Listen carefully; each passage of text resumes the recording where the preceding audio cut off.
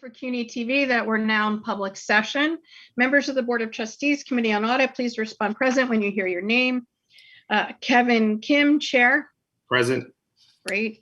Robert Mujica, the Vice Chair. Present. Jill O'Donnell Tormey. Present.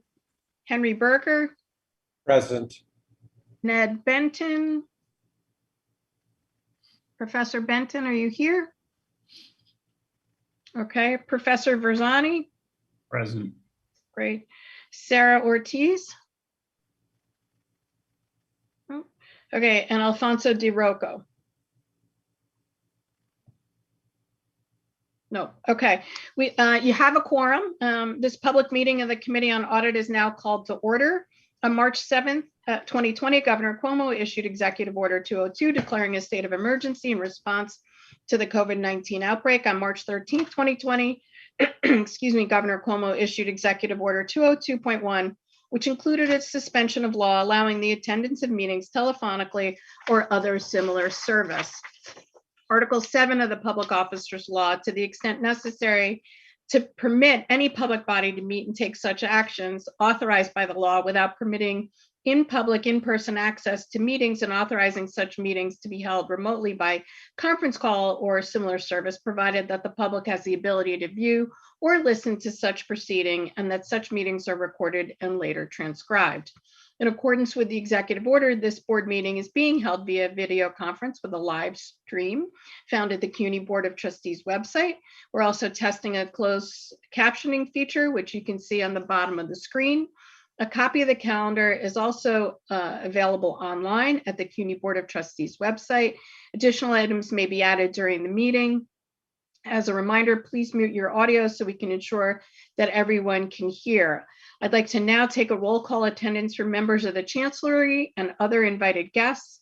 So members of the Chancellery and other invited guests, please respond present when you hear your name. Chancellor Matos Rodriguez. Present. General Counsel and Senior Vice Chancellor for Legal Affairs, Derek Davis. Present. Great. Executive Vice Chancellor and Chief Operating Officer, Hector Batista. Present. Senior Vice Chancellor Matthew Sapienza. Present. Vice Chancellor Brian Cohen. Present. Christina Chiappa, Deputy Chief Financial Officer. Present. Sarah Montero, University Executive Controller. Present. Let's see, sorry, we got Brian. Okay, Robert Berlinger, the Chief Information Security Officer. Present. Tom Zhao, University Executive Treasurer. Present. Dalia Abu El Noor, Director of PCI Compliance. She won't be attending, Gail. Okay. Claire Eston, partner from Grant Thornton. I see you joined us. Yes, present. Great. And President Michelle Anderson, who's the COPS liaison. Present. That's everybody. Kevin. Thank you, Gail. I'm always appreciative that you have to do all of that before we do. So thank you for that. Let's now turn to the items requiring a vote today. Given that all board members are participating remotely via Zoom and we cannot see everyone at once on the screen, I will announce the resolutions and ask for members to respond only if you would like to abstain or oppose an item. Otherwise, your vote will be recorded as a yes vote. If you are voting no or abstaining, please state your name and vote. Additionally, if you wish to second an item or have any questions, please state your name first for the record, and let's try to avoid speaking over one another. We will take up the following items for approval. Action item 1A is the approval of the minutes of the November 23rd, 2020 meeting. Move for the approval of action item 1A. Do I have a second? Second, O'Donnell Tormey. Thank you. Any discussion on the minutes?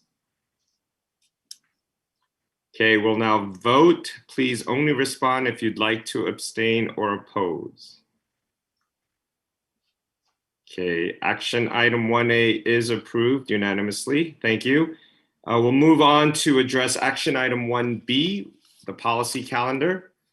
Item 1B1 is a resolution for the approval of the payment card industry PCI is the initial, compliance policy. The Payment Card Industry Data Security Standards, or PCI-DSS for short, is a set of operating and technical compliance requirements for merchants to address the security concerns resulting from the widespread use of credit and debit cards. PCI-DSS requires all merchants that accept payment cards to comply with these standards, regardless of the institution's size and the number of payment card transactions handled. The purpose of the CUNY PCI compliance policy is to provide the university community with a clear and manageable guideline that will protect customer cardholder data and the university from a cardholder breach. The university is committed to safeguarding personal information conveyed in processing card payments. In May 2019, the university issued written guidelines to the college campuses on PCI DSS. To emphasize its significance, the university has determined that these guidelines should be converted to a university policy. The university is seeking approval today from the audit committee to adopt the CUNY PCI compliance policy with the requirement that such policy will go into effect immediately upon approval. I will now ask Senior Vice Chancellor and COO Matthew Sapienza to provide an overview of the item before handing the floor over to our Deputy CFO, Christina Chiappa, who will provide a brief presentation. Senior Vice Chancellor. Thanks so much, Mr. Chairman, and good to see everyone again. This PCI compliance policy that we're bringing to you tonight, as the chairman pointed out, the importance of having this policy in place. And as the chairman said, we've had guidelines in place for several years, but felt it was really important to have a policy that's approved by the audit committee and then by the full board. And so we've taken those guidelines and enhanced them to come up with this, what we feel is a very comprehensive policy on PCI compliance. This is takes into account and continues our work on having more clear and transparent policies university-wide. This is the 11th policy that we're bringing to the board for approval since 2017. So that's something that's a real priority for the university and for the Office of Budget and Finance. So Christina's going to go through a presentation that will summarize the policy and explain it in further detail. And I want to thank Christina for the great work in coming up with the policy, along with our University Treasurer Tom Mazzell and Dalia Albel-Noor as well. And I just want to take also a minute to recognize Vice Chancellor Brian Cohen and Robert Berlinger from his team who are here for their great partnership with my office in developing this policy. So with that, I'm going to turn it over to Christina. Thanks, Matt. Gail, I could share? Yep, you should be able to. That works. There you go. Good, thank you. No problem. Thanks, Matt.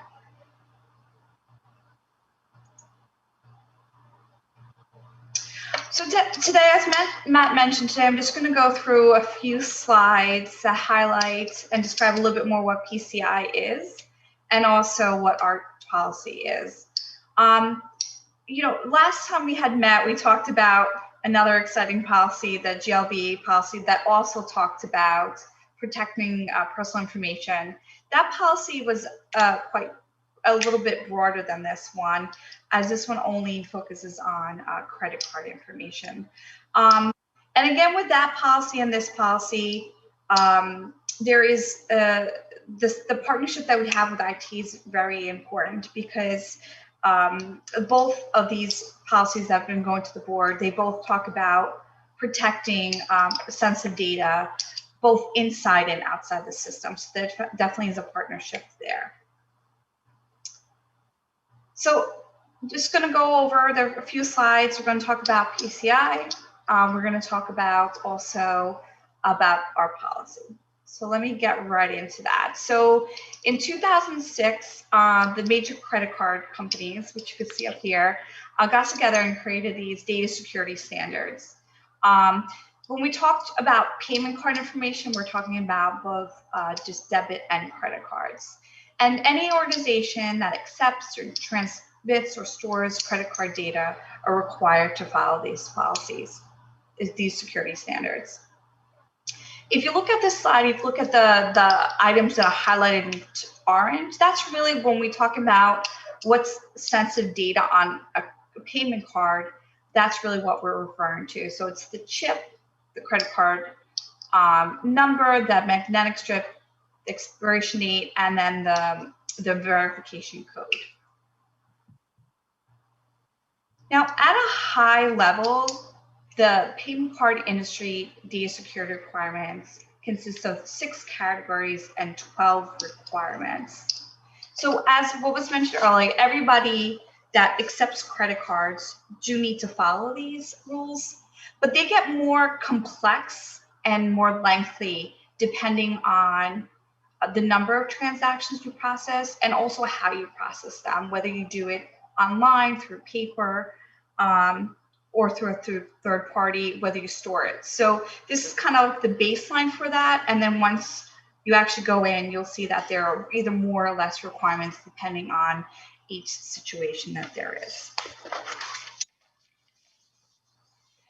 So while this is not a law, so there's no law that mandates us to be compliant with PCI, non-adherence to it can subject to the university to both significant financial and reputational risk. And that's why we think it's very important to be in compliance. And therefore, that's why we're presenting this policy here today. So let me just get right into the policy. And I'm just going to highlight a couple of the key things that we talk about in the policy. So the policy provides the university's campus with clear and manageable steps that need to be taken to protect customer credit card data and also to protect us against a breach. The central office is responsible for ensuring that university-wide vendors and systems are PCI compliant, while the colleges are responsible for their local systems and vendors. Each college has a PCI liaison that work directly with our director of PCI compliance. And we also have a task force here at the central office that consists of people from the Office of Budget and Finance, procurement, legal, risk and audit, and IT.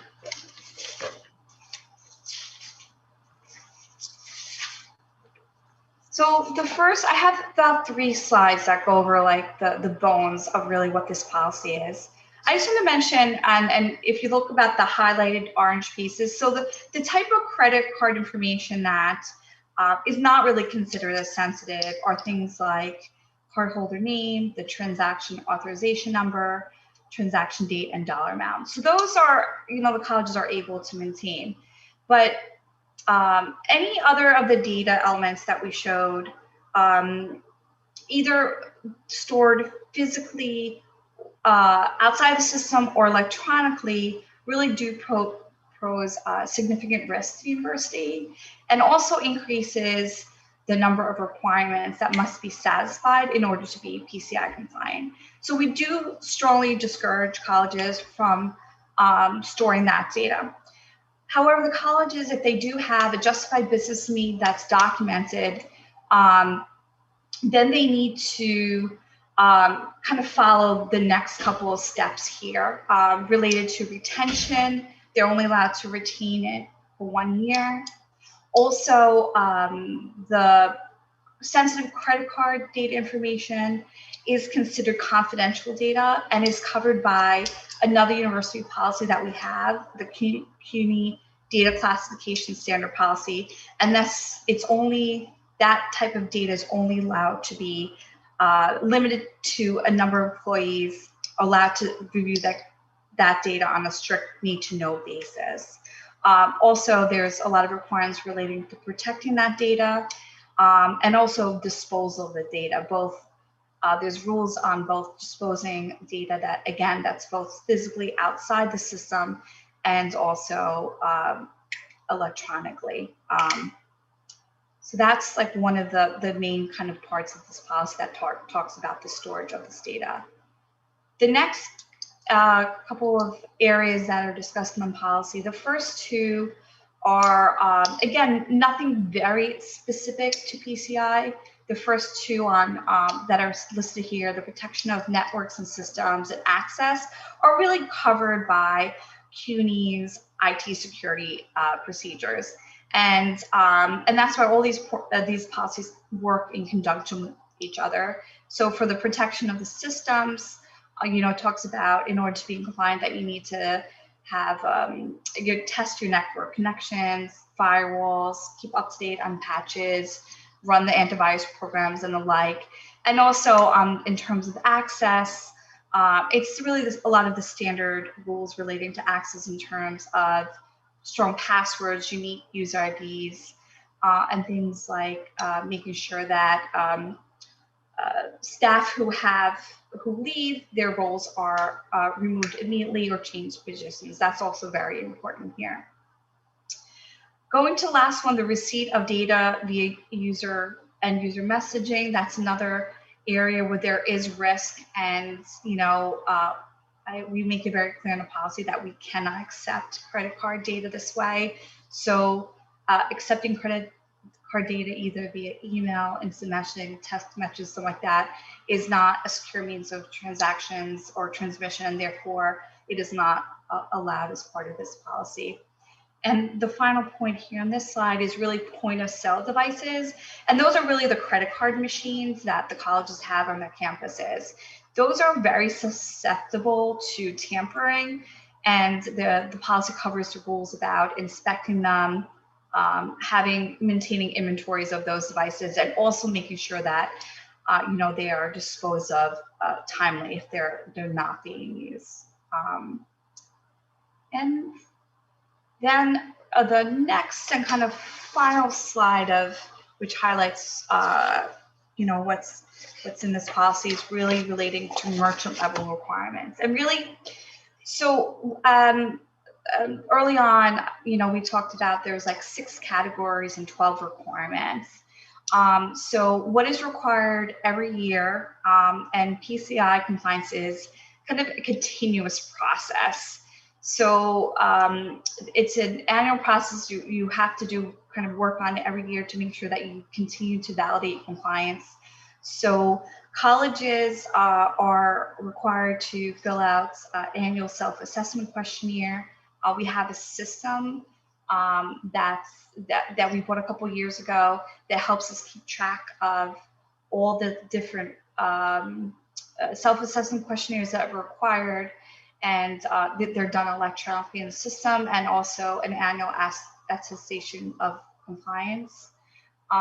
Colleges may have to fill out multiple questionnaires depending on how many merchants they have, and what's meant by that is you could have one credit card, a relationship for, let's say, adult and continuing education. You might have another one for facilities rentals. You might have another one for fundraising. So you might, in that case, maybe you'll have to fill out 3 questionnaires, for example. So that's required. If you use an outside third-party vendor to do the credit card processing, then you also need to get an annual attestation from them. Also, all the colleges any of the staff that are involved in accessing credit card data or taking them also need to attend an annual PCI awareness training that's conducted by our office. And then the final thing I just want to mention is that another requirement is that the colleges do both internal and external vulnerability exams on a quarterly basis. And some of that is tracked also through that system that I had mentioned.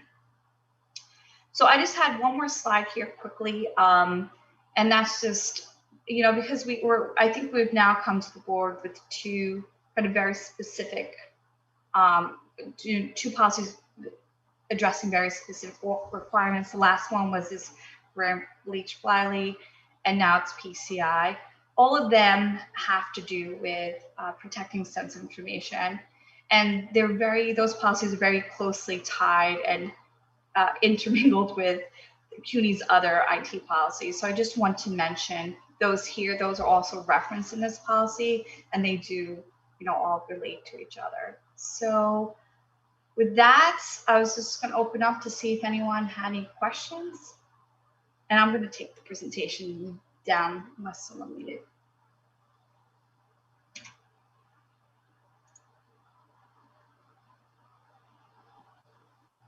Anybody have any questions? I always get the exciting topics. All right, seeing no questions. Thank you, Christina. Thank you, Matt. I'll now move for the, I'm sorry? Somebody say something? No? Okay. I'll now move for the approval of action item 1B1. Do I have a second? Second. Thank you. Any discussion? Okay, so we'll now vote. Please only respond if you would like to abstain or oppose. Okay, seeing none, item 1B1 is unanimously approved. Next item, policy item 1B2, is a resolution for the approval of the fiscal year 2020 audited financial statements. If you all recall, on October 29, 2020, the university's fiscal year 2020 preliminary financial statements were approved by the Board of Trustees Committee on Audit, with the exception of identifying refunds and expenses made in fiscal year 2020 that were eligible to be funded through the CARES Act. The CARES Act is the Federal Coronavirus Aid, Relief, and Economic Security Act. At the time, the accounting for the CARES Act was still outstanding, and therefore the fiscal year 2020 financial statements were considered preliminary. The university's fiscal year 2020 financial statements have now been updated to reflect the emergency grants, expenses, and refunds incurred in fiscal year 2020 from the CARES Act. The university's external auditor, Grant Thornton LLC, has independently audited these financial statements. The university is seeking approval from the audit committee to approve the fiscal year 2020 audited financial statements. I will now call on Senior Vice Chancellor and CFO Matthew Sapienza to provide further background on this item before turning it over to Ms. Claire Eston, partner at Grant Thornton LLP. Senior Vice Chancellor. Thanks so much, Mr. Chairman. And as the chairman said, back in October, when we brought the financial statements to this committee, it was considered preliminary because we were still working through with all of our campuses and trying to identify what were the eligible fiscal 20 expenditures that the campuses had used CARES funds for. And so that work has now been complete. And so we're happy to bring to you the final financial statements that include the adjustment for the CARES funds as well. And again, I want to recognize and thank Christina and our University Controller, Sarah Montero, and her team for the countless hours that they put in on the financial statements over the last several months, and also recognize the really great work and professionalism of Grant Thornton and Claire Eston and her team. Obviously, this was a challenge, not only because of the CARES funds, but also because of trying to do an audit in a virtual environment. And so really appreciative of the good work from Grant Thornton as well. So with that, I'll turn it over to Claire. Thank you very much, Matt. And I will share my screen. Let's see if I get this correct.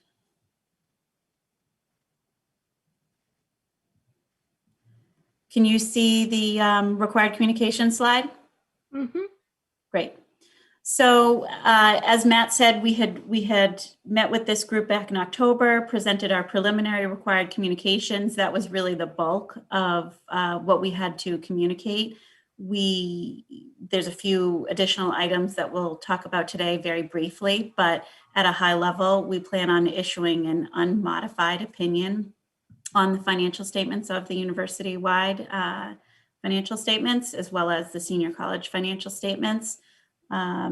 Just with a couple of details, we did, as Matt said, there was an adjustment to the financials to reflect the final reconciliation of what the university wanted to report for HERF money in fiscal 20 versus what would be reported or will be reported, in fiscal 21.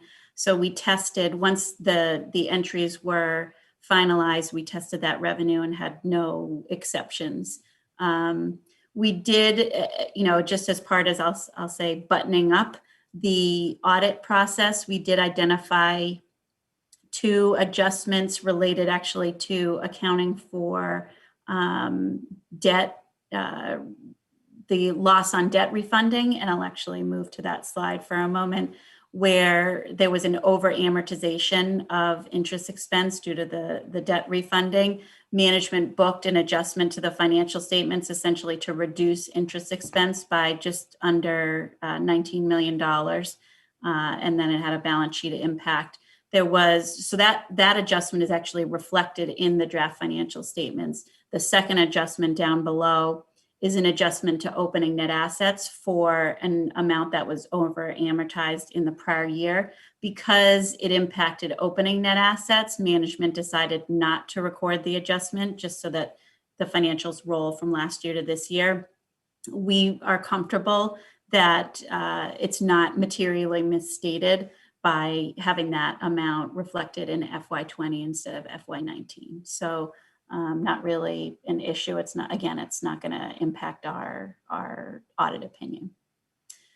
So we are basically prepared upon the approval of the financial statements to issue our report. Expect to issue it either tomorrow or the day after, very, very soon. I did want to just take a minute to update the committee on the compliance audit associated with the federal funds, both the HERF money that was received and recognized in fiscal 20, as well as just the ongoing student financial aid program that we audit every year. When we spoke back in October, there was no guidance available to us by the Department of Education or the OMB to perform audit procedures on the HERF program. So we had to wait essentially until that guidance came out. It came out, I think, the day before Christmas. And as soon as everybody got back from Christmas break, everybody was focused on understanding what the audit guidance was. And then we've had meetings with management. I would say we're probably 90% through the testing, and we haven't had any exceptions noted in that testing. We'll be able to update the committee once we're actually done with that testing and ready to issue our report. So I'll take a breath and see if anybody has any questions on either the completion of the financial statement audit, or if you have any questions on the in-process single audit.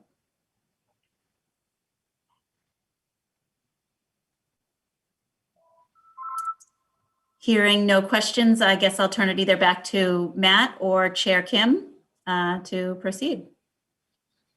Matt, do you have anything you want to add? No, thank you, Mr. Chairman. Okay, thank you. Thank you, Ms. Eston. Thank you, Matt. Our pleasure. I'll move now for the approval of policy item 1B2. Do I have a second? Second, Thank Jill you. O'Donnell Torme. Thank you. Any discussion?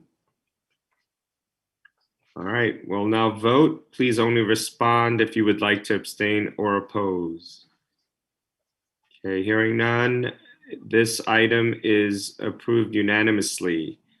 With no more items on the agenda, I move to adjourn this meeting. Do I have a second? Second. Thank you. This meeting is adjourned. Thank you, everyone.